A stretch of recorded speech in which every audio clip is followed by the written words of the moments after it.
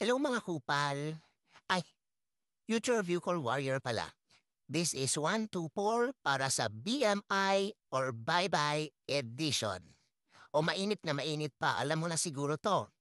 Alam mo na mga kupal, sa proseso ng pag-apply ngayon may isang batas na hindi mo pwedeng labanan. Kakalabas lang nito bagong memorandum. Kapag bagsak ang BMI, slash ka na agad. At bago ka umasta at magdrama, eto ang katotohanan. Oo, tama lang. Tama ang narinig mo. Tama lang na ma-slash lahat ng bagsak sa BMI. Bakit? Kasi hindi ka naman papasok sa opisina para mag-soft lunch ng dadbad mo. Serbisyo to mga kupal. May physical demands. Hindi pwede yung isang hagdanan lang or 1 kilometro pa lang hinihingal ka na at naghahabol ka na ng hininga mo at naghahanap ka na ng signal ng hininga mo parang paghahanap mo ng mabagal mong signal sa wifi. Wag mong gawing kwalipikado ang katawan mo kung hindi ka naman handa.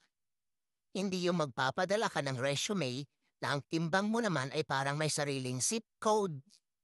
Ang problema kasi, gusto agad ng badge, pagsuot ng uniforme at magkaroon ng titulo.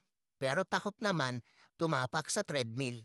Takot tumakbo sa oval sa sports complex. Takot mainitan. Ayaw mag-diet, ayaw mag-adjust, pero ang gusto, mag-serve sa bayan.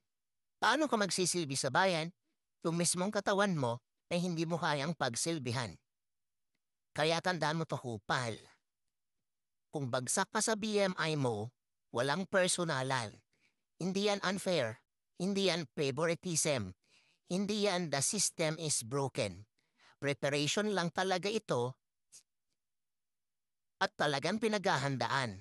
At kung hindi ka handa, edi sorry, slash ka, next year ka na lang balik ka kapag payat ka na, kapag pasado na ang BMI mo. Kung gusto mo pumasok sa serbisyo, unahin mong ayusin ang sarili mo. Hindi lahat ng problema ay sistema. Minsan, tiyan at katawan mo ang problema. Huwag kang kupal.